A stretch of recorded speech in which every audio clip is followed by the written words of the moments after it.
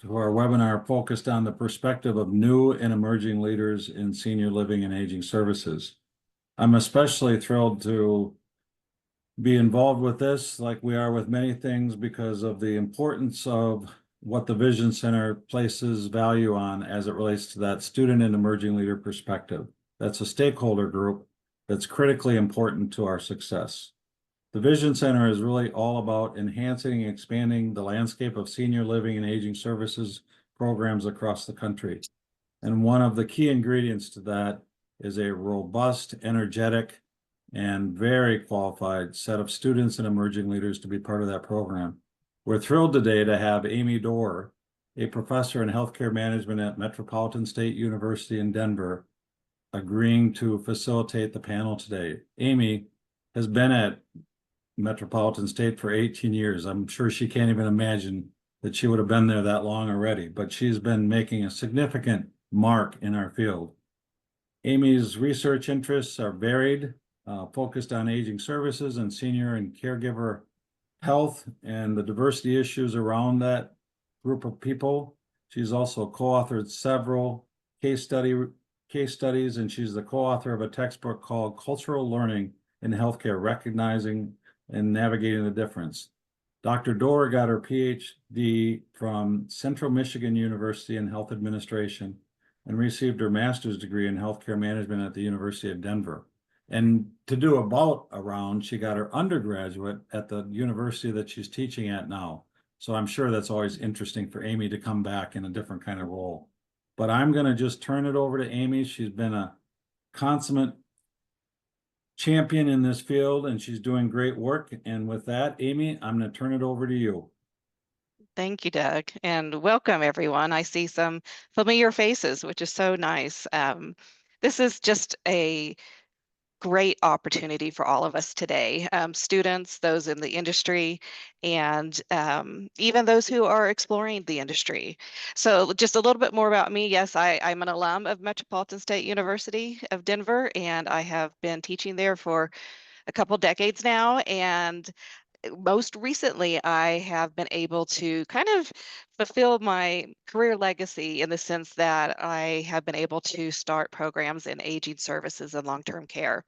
So we have the business side of aging at Metropolitan State University of Denver, their online programs. And so I have 4 different types of pathways for students if you have anyone interested. So, but that's enough about me. I'm pretty sure you would like to hear from our panel today. So we're going to get started. And the way we're doing this is we have a set of questions. And what we would like to do is get through most of the questions as we can. Of course, we want some good conversation from this also. At the end, we will have time for some Q&A from the audience, and Kiki's going to help us out there. One thing, and Kiki, I don't know this, do they have access to the chat now? I'm just curious who's here. Yep, they should all have access to the chat. So if you have any questions along the way, feel free to go ahead and type it into the chat, and we'll get to them at the end. Okay, great. And if you could go into the chat maybe now and let us know if you're a provider, if you're a student, you know, what made you interested in this panel? I think that would be very helpful information. But we're going to get started here. So with the introductions, I've asked the students to answer one of 3 questions, and that would be how they got into senior living or how they found this profession, or what influenced their decision to get into senior living. So with that, we're actually going to start with Olivia. Hi, everyone. My name is Olivia Flathammer. I am a current UWEC student majoring in healthcare administration. I also have a minor in gerontology. I was able to find this program through the University of Wisconsin-Eau Claire, and from there, I got just more experience. So I went in with the major, and then from there, added on to experience that involves a lot of participation in student orgs, volunteer opportunities, and the more I engage with the field, the more I end up loving it even more.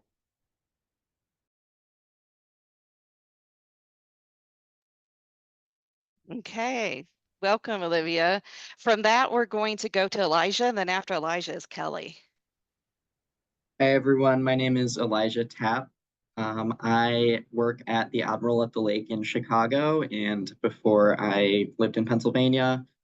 So I got my start in senior living out in Pennsylvania, in the area outside of Philadelphia. So I had gone to Penn State University, and like a lot of students, I knew some kind of vague ideas of what I wanted to do, but I didn't have that clear idea. And I had a great professor who helped me figure out that senior living was something I might want to look into. So I started with an internship and really enjoyed it. Took some classes the following semester to learn more about the senior living field. And I was just really intrigued, and ended up looking for an AIT program, which I did last year in Pennsylvania. And now I am out in Chicago working in resident services. Thank you, Elijah. Hello, everyone. It's really an honor to be with you all today and talk about how we can encourage more emerging leaders in this field. I got started as a caregiver right after I graduated my undergrad, which was really, I thought, going to be a temporary position as I was waiting for another role to start. I ended up loving it. Working with older adults, changed my career trajectory that I thought I wanted to pursue a career in aging research, which is what I did for a few years until the pandemic hit. And I was working at the Marcus Institute for Aging Research at the time, which happens to be in the basement of one of Heber Senior Life's communities. I don't know if many of you are familiar with that organization. And when research shut down, I volunteered to work on the floor of the nursing home above us and just got really inspired by leadership, and which sent me to Virginia, where I completed my master's in health administration in May. I'm now working at Pinnacle Living as a director of strategic initiatives and really enjoying it. Okay, with that, we are going to wrap up the panel by Shelby introducing herself. Hi, everyone. My name is Shelby Coven. I am a third-year undergraduate student at the Fairbanks School of Public Health at IU Indianapolis. I'm majoring in health services management, and I have a minor in graphic design. I am the Vision Center social media graphic design intern, and the Vision Center is actually what drew me into senior living. Through my time at the Vision Center, I was able to be heavily involved with the symposium that was held in June. And being able to hear all of the panelists in the field and hear them talk about where they think the field is going, how it's growing, was super inspiring to me. And yeah, so through this internship, that's really what drew me into this field. So I have a quick question. I know we asked everyone who is attending to please go into the chat and introduce themselves and where they're from. I know I have a couple students here, which is wonderful. And the question did come about to explain what AIT is. And I know that's industry language. So could someone on the panel maybe walk through, especially someone who's either doing that now or has done that in the past? I can start. So AIT stands for Administration and Training. So through my program at the University of Wisconsin-Eau Claire, they offer a full senior year residency, which is an AIT training. But beyond that, I'm sure Elijah can elaborate a little bit. There are opportunities for AIT training outside of university spectrums, and I'll turn it over to him so he can figure out how to phrase it better than me. Sure. So, yeah, administrator in training is abbreviated to AIT. In Pennsylvania, I believe there are about 10 different ways you can get a nursing home administration license. And one of them is to complete an AIT program in conjunction with some other coursework and then an exam that you take. But the AIT program is, as Olivia said, it's a field experience program where you're working with a licensed nursing home administrator as a preceptor, and you get to rotate through different departments of a skilled nursing facility so that you have an idea of how operations work throughout those departments to prepare for taking the exams. One thing that I think is important to add is that the AIT, especially the availability of AITs differs throughout every single state, but also the requirements to get your nursing home administrator license differs in every state.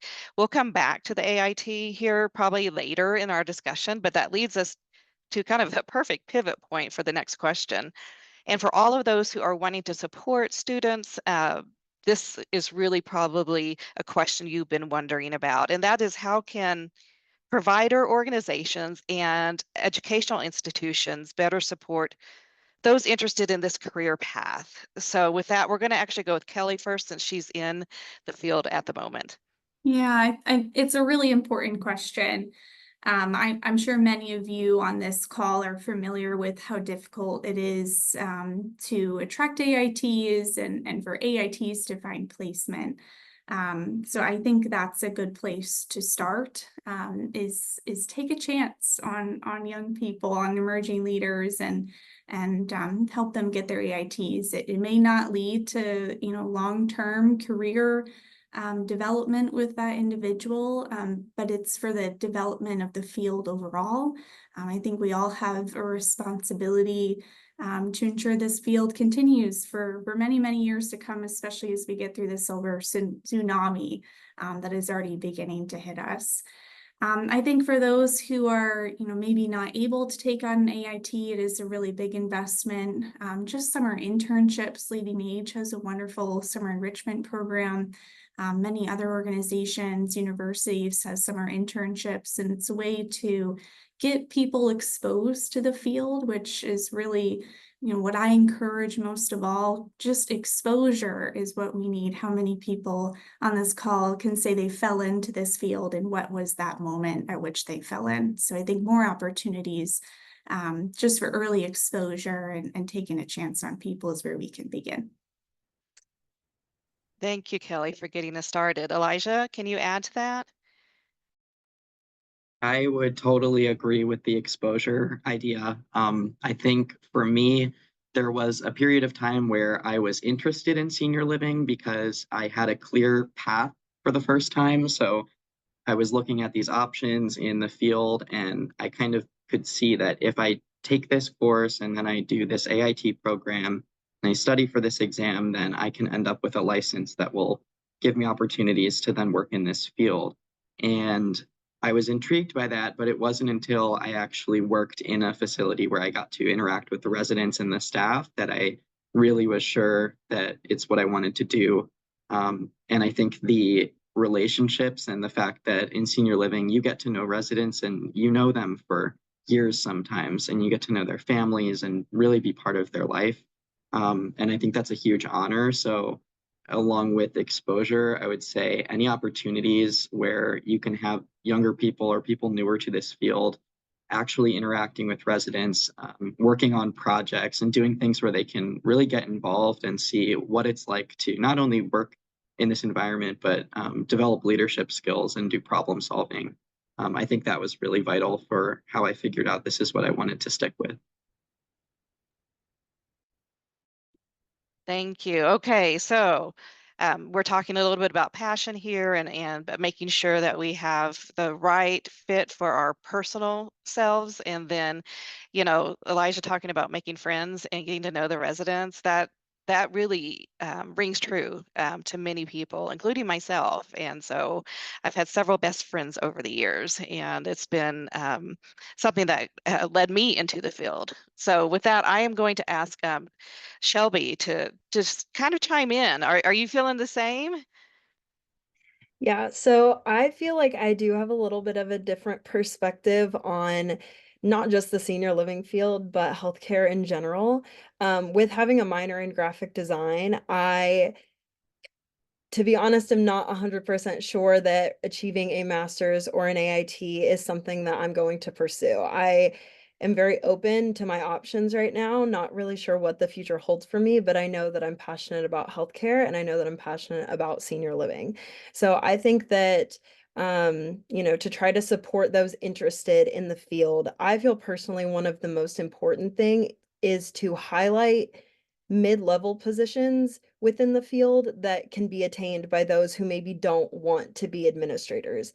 I know that within my program with peers that I know, you know, they are interested in, you know, senior living or other, you know, fields within healthcare, but they feel like administrator is the only way to enter the program. And that's exactly how I felt prior to joining the Vision Center.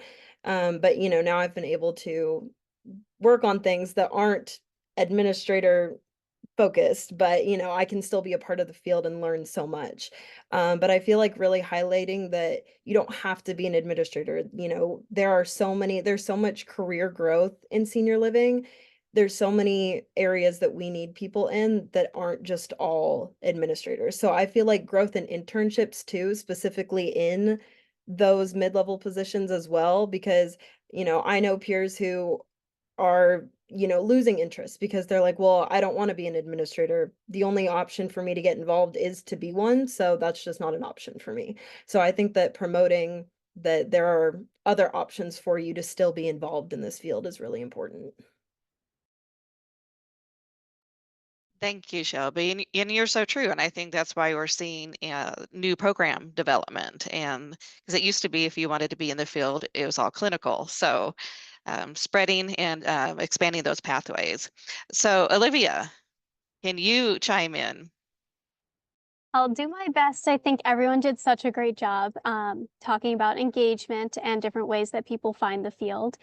For me, I would say making an effort to have volunteer opportunities or bringing residents and the senior living to the community itself, beyond just having opportunities for people to come to you. I would say that it's very much beneficial to have exposure outside of the actual facility itself, and then bringing in opportunities that way.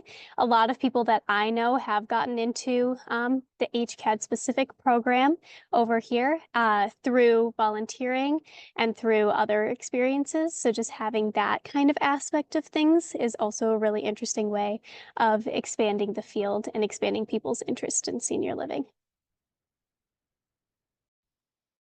Now, one thing I wanted to ask our panel is when you completed internships, were they paid internships?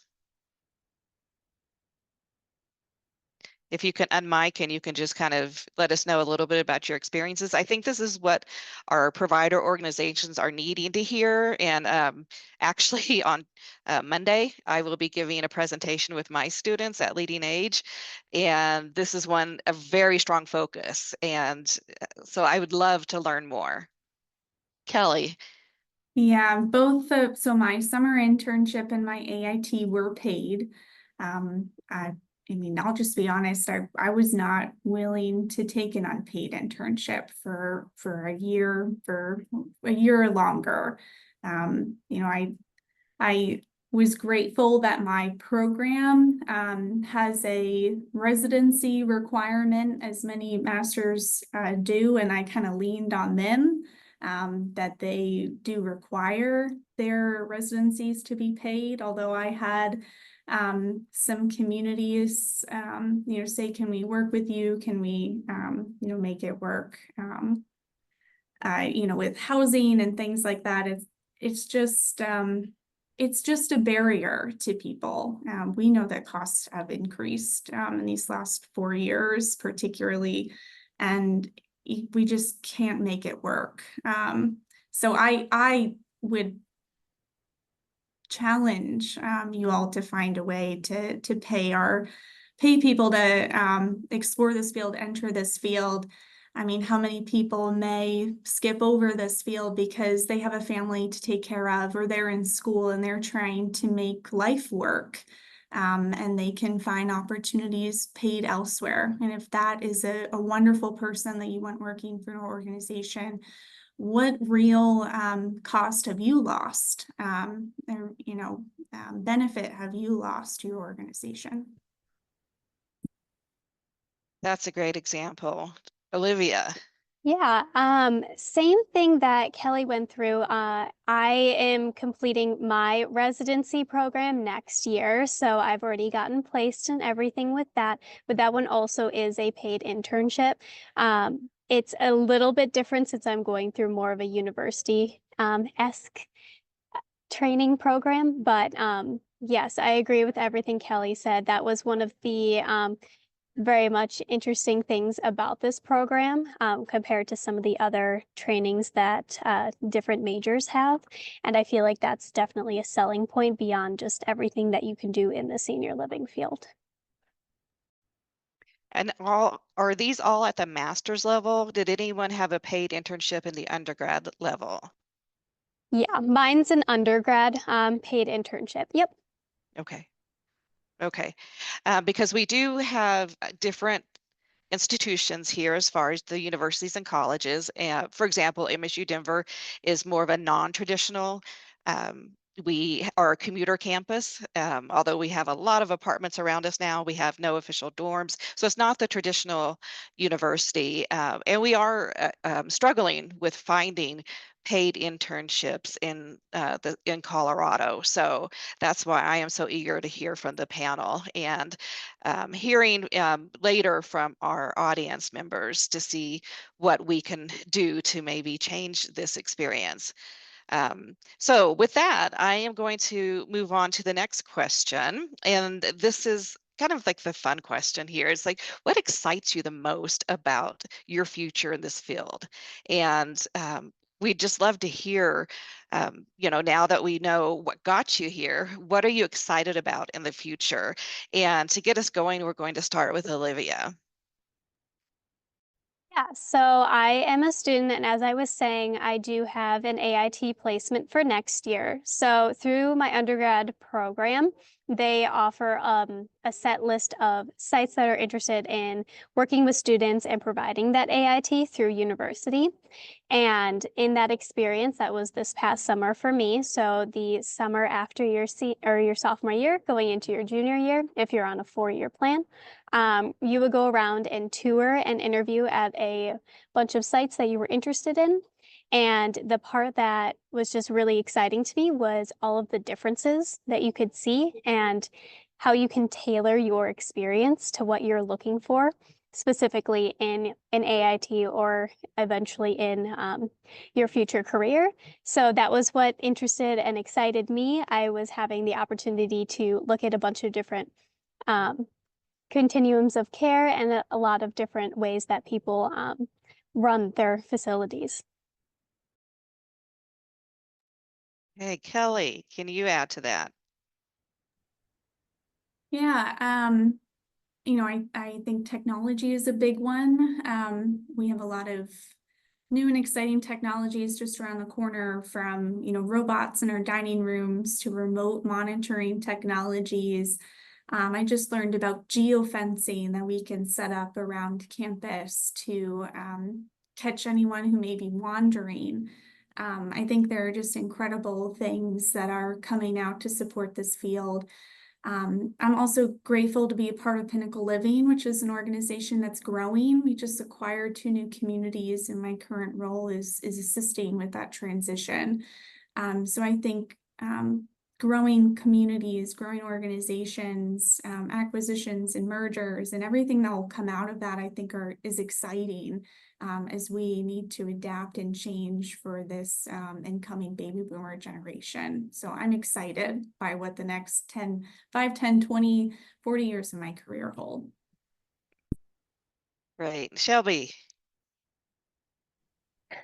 Yeah, I feel like senior living is technology is something to be so excited about. I think in this field, you are residents, and I just feel like everything involved with it can be so heavily impacted by technology and the growth that we're seeing in the field. And I think also, just for me personally, something that's just exciting. I know that I touched on this at the beginning, but I was able to be, heavily involved with the symposium and just attending. And I hadn't thought a whole lot about senior living prior to my internship with the Vision Center. I'm in a very hospital-based program, and they don't start to really introduce you into other fields of healthcare until your senior year. So as a third year, I don't have a whole lot of exposure to other elements or fields of healthcare other than hospital, which I already knew kind of going into I wasn't super drawn to. So this internship, being able to get involved with senior living and attending the symposium, learning things I didn't know about the field and hearing, those who are in it, how they feel like it's going, where it's growing, technology, things, I just feel like there's a lot of career growth, and technology can, you know, help with that growth as well. I just feel like there's a lot of things to be excited about within the future of this field. Thank you, Elijah. Yeah, really great points by everyone so far. And I think I would say, although I started out with the AIT to administrator track, in the last few years that I've been working on getting that license, my goals and my perspective on what's possible have grown so much more than I expected, where I did kind of enter the field with this idea that you get your administrator license and that's sort of the option for working in the field. But since I've actually completed that license, I've become really interested in more than just working with skilled nursing. And now I'm in a community that has independent living, assisted living, memory care, and skilled nursing. So I get to still use the knowledge that I have from that training, and I get to be in an environment where the regulations come into play. But I also now am learning about assisted living regulations and memory care best practices and even independent living innovations. There's a lot of really cool technology and really cool resident engagement technology that's coming out right now. And I'm excited to see how I can be involved in building some new solutions for how we actually interact with our residents. I think now is a really cool time to be part of this field because we're just starting to bounce back from the pandemic, and there's a lot of really interesting things coming up. So I think regardless of your clinical skills or your interest in administration, if you have an interest in marketing or design or so many different things that can come into play, this is such a great time to get involved and consider a career in senior living. So Elijah, you kind of hinted at something that we actually talked about in one of our meetings, and that is more on-ramps for students and more middle positions. And we had a conversation around that. And that is something I try to explain to my students is so much that you can do in aging services. So Kelly, can you talk a little bit about those, like kind of like what's the definition of a middle position? And, what are some of those beginning positions that students who have the undergrad who want to get started? So we'd love to hear from you, especially with the new work you're doing in your communities. Yeah, and it is something that I think a lot about because I've completed my master's, I've completed my AIT, I have this shiny new license that I want to use. There are not many organizations who are going to let you jump right into an administrator or an executive director position. So what does the middle position look like? And they're not easy to find. Like a director level position doesn't always quite fit the interest, skills, or background of the student. Not all organizations are large enough to take on an assistant or associate executive director. So I think it's something that our field needs to think about. How are we going to grow our leaders so that when they are in an executive director position, when it's time, will they be ready? What are we doing to set emerging leaders up for longer term success? For me, I think it was serendipitous. I'm grateful to work for Pinnacle Living. I completed my AIT at a time when this amazing acquisition was just getting underway, and so that's what I'm working on now, and it's giving me the opportunity to get experience and in a broad range of departments and really get to do things I never imagined doing. So I think for other organizations and people on the call today, thinking creatively about where emerging leaders can fit into your organization, it may be a role that you've never had before. Sorry, I was taking notes. One of the most common questions I have from students in advising is, well, what kind of job can I look for as I graduate? And especially if we have students for really the first time in history who are intentionally going through programs in long-term care or senior living or aging services. So, what does that mean as they, continue their educational path? Elijah, do you have some suggestions for maybe those on-ramps that organizations might want to consider for students? Yeah, so the role that I'm in now, I think is a really great example of one of those entry-level positions because I did get my license, but like Kelly was saying, it's really unrealistic that you're going to have that license and then actually get an offer for a position to be an administrator right off the bat, because that experience in this field is really important. And there's a lot of nuance to just get experience with. So I think after I completed the license, I knew that I was going to be looking for a position that would give me the experience I needed to then one day use that license. And right now I'm in a role called community coordinator, which is cool because it includes so many different things and it kind of allows for flexibility and growth. But I'm working with the residents in all levels of care in my community, and I work on a team with social workers, other people with administration licenses. So we do some quality improvement, a lot of resident relations and communications, and it's given me a chance to really develop my skills just as a person working, because an AIT program isn't the same as a full-time job. So this transition to now be figuring out my style and the way that I get my work done and how I interact with my team, while I'm also learning a lot about this industry and being able to be part of an organization that is looking at all of the levels of care and all of the things that are on the horizon in the industry. So I think, positions that have the word coordinator in the title can be really good to look for. Or, things where you're going to be reporting to someone who probably has a license or has some kind of authority. So you can have that development and growth experience working with that person, but still learn to have some autonomy and freedom to figure out your personal style.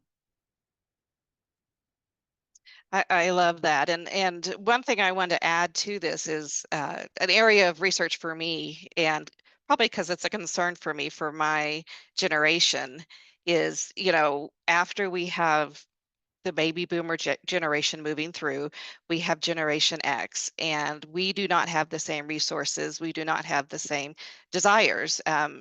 And the area that we're considering more is aging in place. And so that's where I put a lot of my research efforts in. And with that is the direct connection and the need for more home and community-based services. And I am curious what you know about those services and if your communities actually integrate that with what you are learning and what they are offering.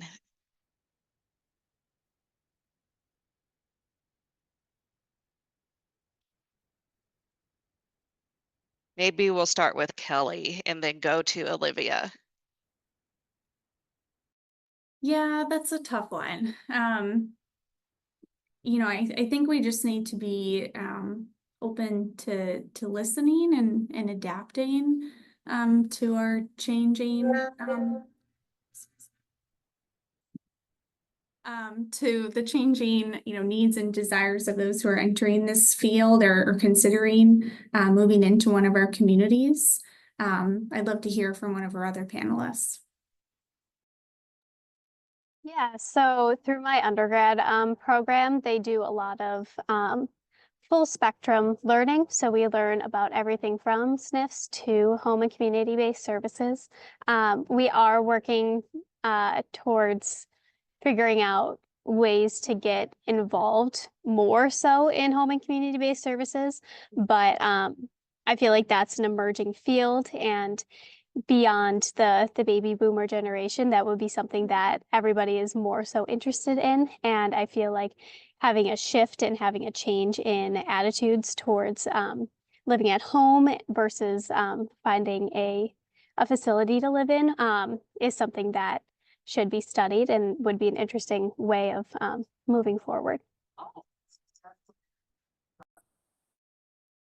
Shelby or Elijah, do you have anything to add?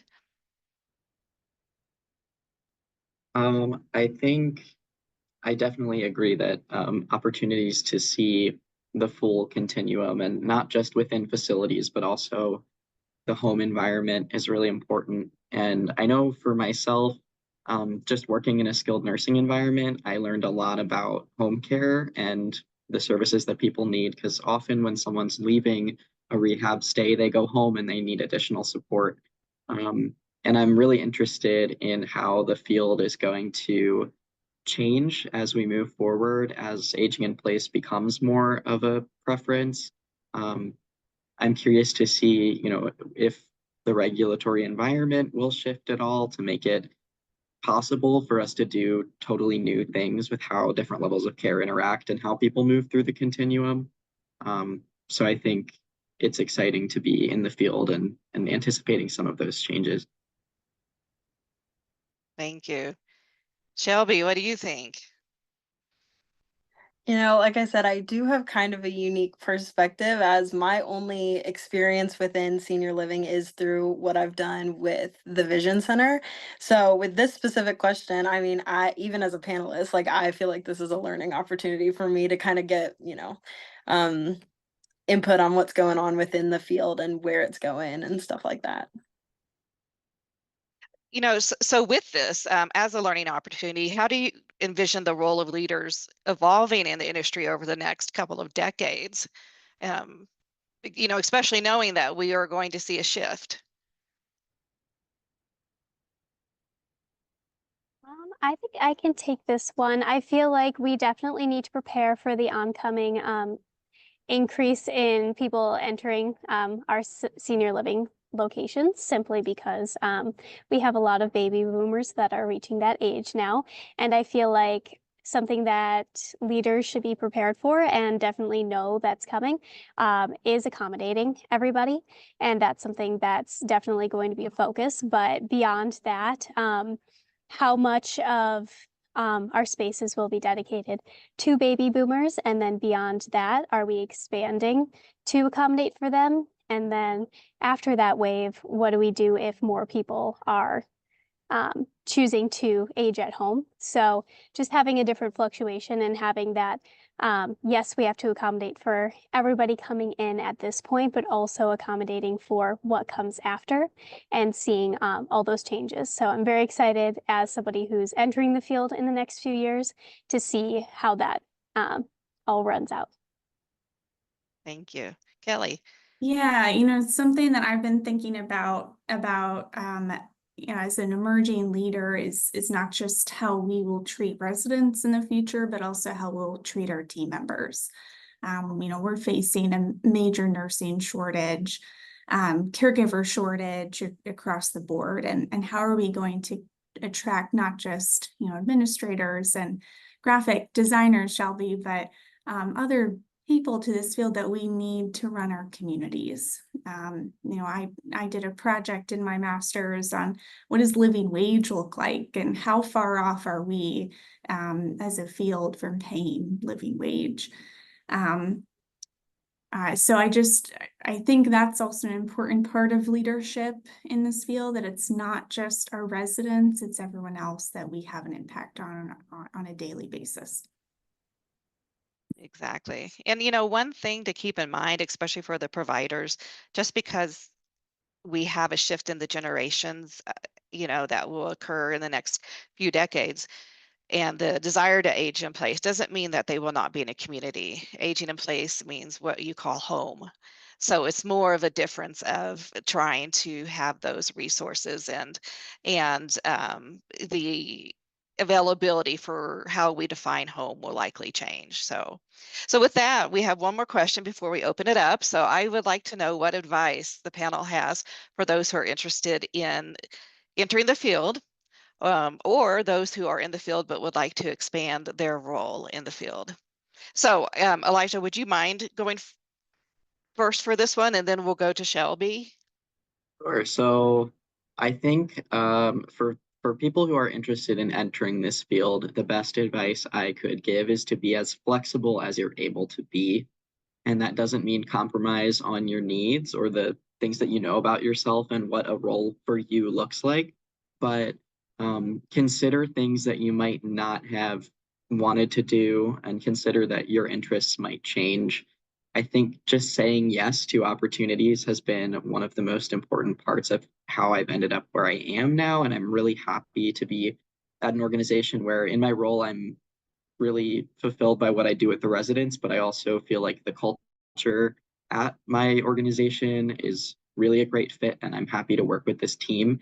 So just saying yes and taking that chance, moving to a different state to come do this position, and being open to starting a life in a new city, that was a big part of how I think I ended up finding a role that was such a good fit for me. So flexibility is key. And I think for employers and leaders, probably the same thing, but maybe in a different way, but flexibility and accommodation, and tapping into the values that people coming into the field are working for, because it's not just about wanting a career and wanting stability. I think people come into this field, especially now, because they want to do a job that has a lot of purpose. And regardless of what level that is that someone's coming into, even if it's the direct caregiver level, I think it's really vital that leaders understand what is the value that matters to that person working in that role and how can they give that person an opportunity to fulfill that value and feel that their work has meaning to them. Thank you. Shelby? So I have two separate pieces of advice. My first one would be for providers, leaders. I think that there's something really important about highlighting impact within this field. I personally switched my major to health services management from a clinical major. And over half of my peers that I'm very close with also came from nursing, dental hygiene, pre-med, something like that, where they were passionate about healthcare, but realized, clinical was not the way to go. And I know that a lot of my peers feel like, while they can still be involved with healthcare within this field, they lose that aspect of, I feel like I'm hands-on affecting somebody's life. I'm missing that fulfillment that I would get from working clinical. I feel like senior living is an opportunity for those of us who wanted that hands-on experience and to see the difference that you're making to still be able to do that. And so I think highlighting impact is something that's so important when trying to, reaching out about internships, finding new employees, trying to get students, emerging leaders interested in the field. And for students, just from my personal experience, if you're not sure what you want to do, or you are passionate about senior living, but don't, necessarily know if you want to be an administrator or don't know if there's a spot for you, I think of all healthcare fields, there is so much growth in senior living. And just even within the conversation that we've been having about the difference between the needs of, the baby boomer generation and the Gen X generation. Like there's so much room for growth. And I just think, there is a spot for you in senior living if it's something that you're passionate about, and especially if you're passionate about seeing impact and really making a difference, senior living is the place for you. Okay, Olivia. I would definitely personally say that having experiences, going from the student aspect of things, having experiences in actual senior living locations, whether that be in SNFs, whether that be in assisted livings, has really kept me in the field and kept my engagement early on before I started learning more about the field and learning about all of the opportunities that it has. That's what's definitely kept me engaged. So getting out into the community, volunteering, seeing what you can do in your own senior living opportunity, or seeing opportunities that you can have in senior living in your community. That goes for providers as well, seeing if you can get student engagement in that. There was a question that came in that kind of relates to what I was going to say, which I would suggest getting involved in some sort of healthcare membership organization. So I am part of the American College of Healthcare Administrators, so ACHCA, and we have a lot of engagement beyond that in a HCA. So getting involved in that leads to opportunities like mentorship programs and different networking events. So I definitely suggest beyond that, getting involved in something like that so you can see more of the provider side and you can network beyond. Yeah, so if I could give any advice to students, it would be don't be afraid to ask questions. Whether that's reaching out to an organization and seeing if you could shadow for a day, or talking with a senior leader and asking a question about what projects they're working on or something that you're passionate about. You never know what project or even position that could lead you to. And for providers, I think my advice for you all to consider when working with emerging leaders is don't be afraid to tap into whatever skills or experiences or passions that they have personally. In my summer internship, I happened to mention, my background is in research. I like digging into data. And that led into a project of creating a data dashboard for the organization to use that pulls in data and all of our different vendors into kind of a one-stop shop. And that's been time saving and fruitful for the organization. It was just something that I thought was interesting. So it would be my advice to you all. And Kelly, I think you also are very much a proponent of those paid internships. So going back full circle here. Yep, definitely paid internships. I'll say Yes. it again, paid internships, paid AITs. It will only benefit you. I really truly believe that. Thank you. Okay, so now we're actually going to open it up to our audience, and you can type a message in. I think we can also, if you'd like to just speak up, you can do that. I want to back up a little bit to a question that was asked by a student, and it says, where can I find out more about certifications or license that would be beneficial for the undergrad students to get them prepared for this industry? So what would you recommend for those who are, jumping in kind of new right now?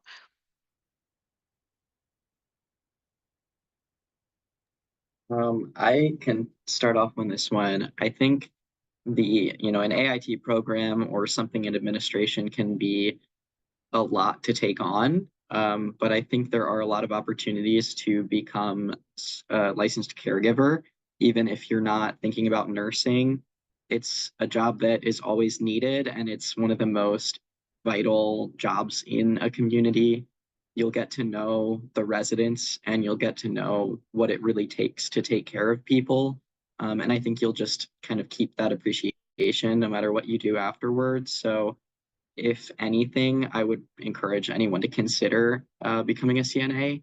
If you haven't thought about it, it's not for everyone, but I think it's a really rewarding thing to do, and it doesn't take too long to get licensed. So it's a good way to kind of get started.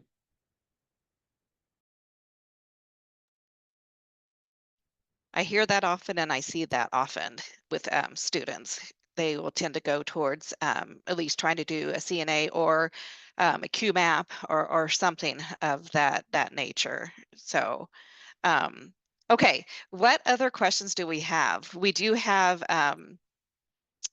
one, question about the associations. So what other associations do you belong to, or did you belong to as a student? Yeah, I touched on ACHCA and AHCA. Sorry, guys. But beyond that, there's the WHCA and YCAL and everything like that. Obviously, involvement in different, I'm speaking from Wisconsin, there's involvement in a variety of different healthcare membership organizations. Obviously, everybody here has connections to the Vision Center, which is doing great work as well. So just doing some research on your state specifically, or the state that you want to potentially get an AIT or a nursing home licensure in would be very much beneficial. I would suggest doing it for the networking opportunities, the connections, and all the great people and things that you can learn through it. Yeah, I would also put in a plug for Leading Age, which is an ACA's not-for-profit counterpart, is another great organization that's doing great work and has opportunities for students to get involved. And one thing is that Leading Age usually has, or typically has their own state chapter. So you can be part of the national Leading Age, but also your state Leading Age. And just a little secret or little tip is that if you do not see information on student memberships, especially maybe with the state level, just ask. And usually they're just blown away, and they will definitely help students get involved. So Shelby, Elijah, what about you? What are you participating in?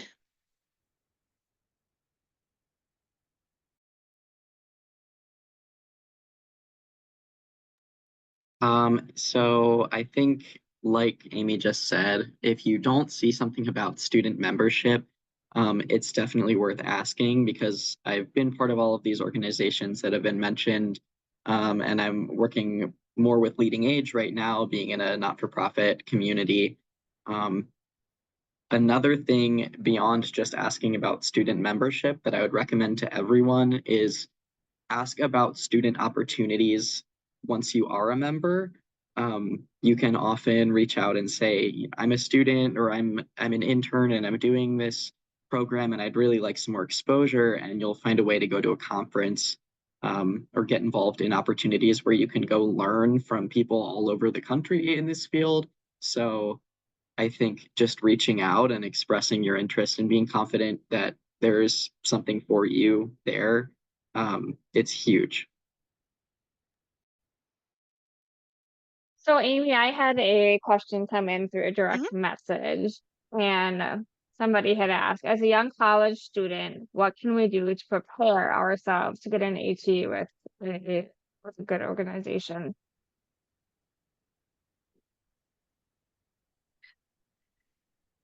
Can you repeat that very last part? Your mic went Yes, out just a little bit. sorry.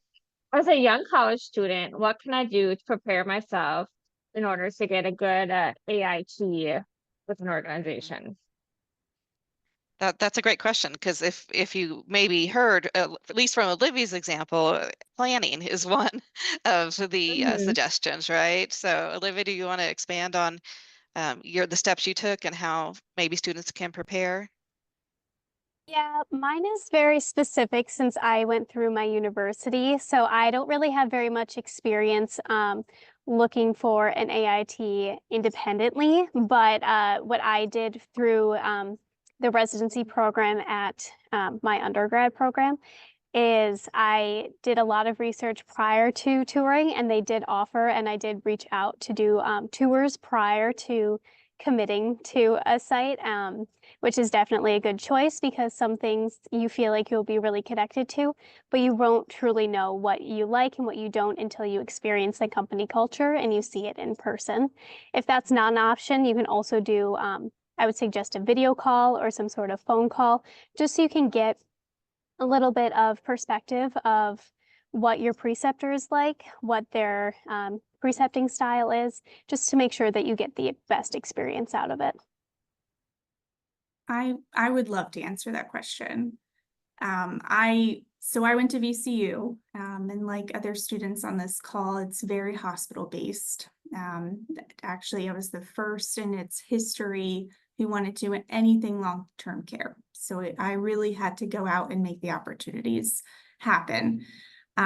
So I was connected with Leading Age and just started networking as much as possible. So pretty much every other Friday, I was trying to be at a community, talking with senior leaders, getting understanding of what the field is, what I liked and what I didn't like. And those shadowing opportunities led to other opportunities to meet others, and that's how I landed my AIT. So I would say network, network, network. You never know where one connection may lead you. Okay. Kiki, do you have any other questions? Otherwise, I would like to actually see if the audience could give advice to our students. Yeah, we can open it up for that. Okay. I know that Leslie posted in the chat a little bit of information about her organization. Is anyone willing to give some advice to not only our students on the panel, but our students who are actually attending? Because I do know we have a handful.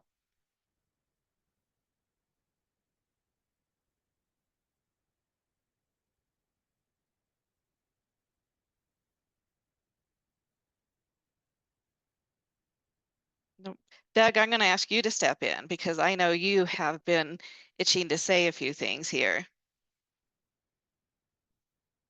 You just have to unmute yourself now. We're allowing you to unmute. I'm just listening and learning and taking lots of notes. I just, whoever ends up with each of you, I know that a couple of you have already gotten employment, but I'm sure the other students are going to be certainly have lots of opportunities ahead of them. What I would say is, in kind of closing, because I know that starting on time and ending on time helps your reviews. What I will tell you is that the paid field experience is a strong proposition for the Vision Center. We have a value proposition that clearly outlines the benefits that provider organizations get from that investment as well. There's many organizations now that are developing bench strength and seeing a really good ROI on their investment in training and developing people for the future. I would also say that I really like the notion of going on the broad career spectrum.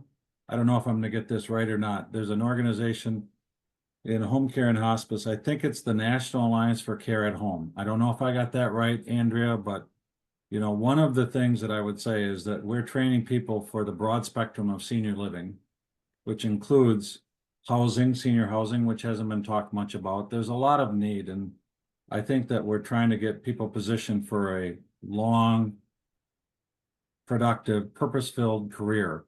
And many people will find options that they're going to find incredibly interesting for them.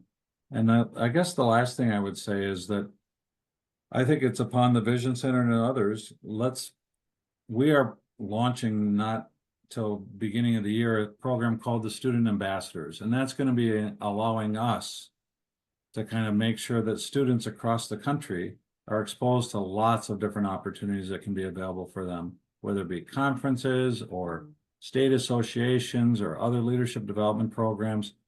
I mean, I just think that there's a lot of providers, a lot of people in this field that are really interested in making sure that not only we get good talent, but we also are able to retain that talent in the future.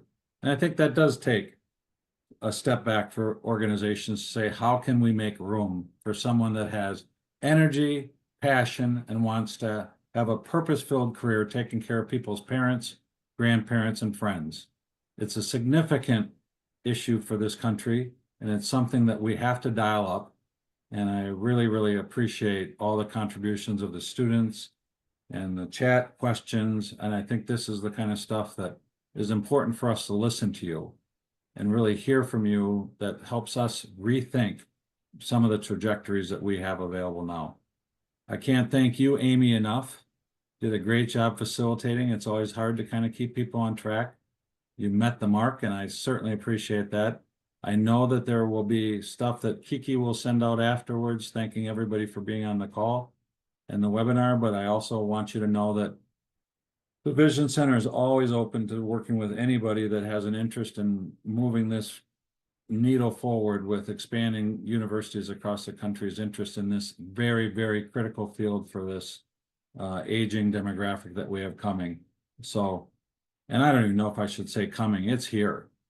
We are already seeing kind of the beginnings of stuff that needs to be done. And I can't thank our sponsors and our organizations of the Vision Center enough. And lastly, I do have to kind of give a little shout out to the person I work with, my partner in crime, Kiki Bashorner. She does a phenomenal job managing multiple things. And once again, you did a great job with this. Thank you so much, Kiki.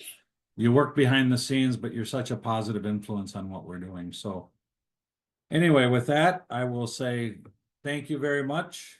We appreciate you attending. I hope you learned something. And for any of you that have follow-up questions, feel free to reach out to us in whatever shape or form you want to, and we can maybe either answer the question, tell you we don't know the answer, but we'll steer you in the right direction. And I mean, I'm actually looking at David because you had a bunch of questions in the chat and they're not gonna all be answered. So thank you very much, everybody. Thank you so much. Okay, I'm gonna sign Appreciate off. it.